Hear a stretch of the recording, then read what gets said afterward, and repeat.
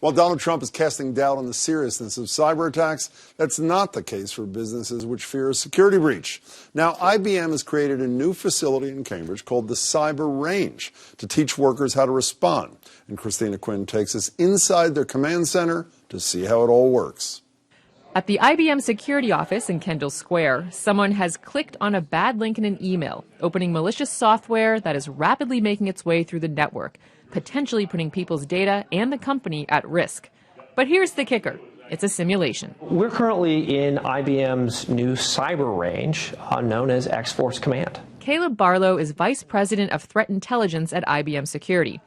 He came up with the idea of the cyber range in response to what he sees as a growing need for companies to know how to respond to cyber attacks. The key thing, what we're trying to do here is really build the leadership skills to learn not only how to identify that you're being attacked, but just as importantly, know how to respond to an attack when it does occur.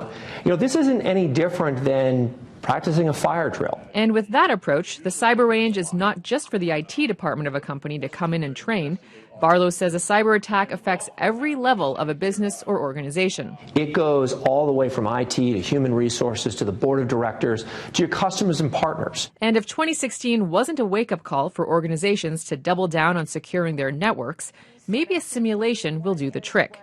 Diana Kelly, IBM's Global Security Executive Advisor, shows us how it works. We've actually created an attack where a phishing email came in, so an email that somebody clicked on that had malware attached to it, and the malware then infected one of the systems. Curses, absolutely. All that red shows just how quickly the infection is taking over the network. Of course, it's all contained within IBM's cyber range, but this actually is a real virus.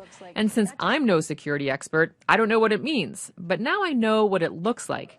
And Kelly says there's value in that for company executives who can be generally clueless about these things. You can be better at detecting because you can start to identify the activity, but also, very importantly, being better and improving and practicing your response. Part of the whole experience at IBM Cyber Range includes teaching a CEO how to deal with the public fallout of a breach.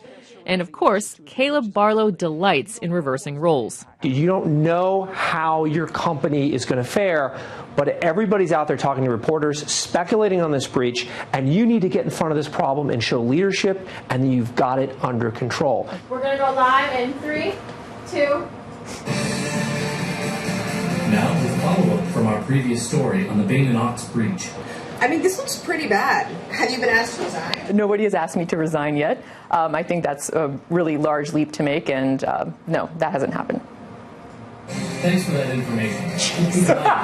You know, she was incredibly unpleasant. We threw a few of the hard ones at you, My right? hands are sweating. Well, that's Caleb. good. We want you to have exercised those skills ahead of time so you know both what they're going to expect and how best to respond.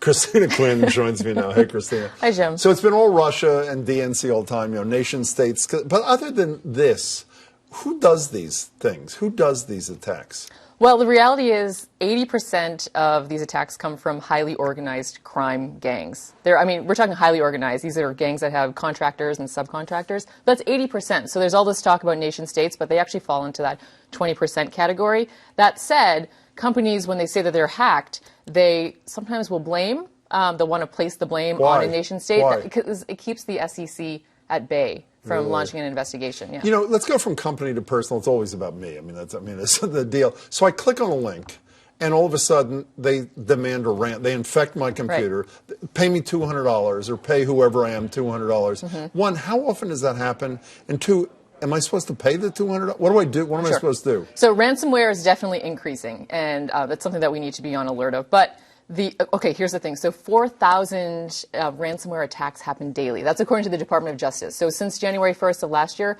4,000 attacks happen daily. That's a 300% increase over 2015. So what am I supposed to do? Do I pay or what do I do? Well, law enforcement doesn't want you to pay because then they're just sort of funding their whole organization. But what you really should be doing is preventing these attacks by, well, what you could do is back everything up. Back up your stuff. Back it up. Even I knew that. You get back Christina, it's great to see you. Thanks so much, Christina Quinn.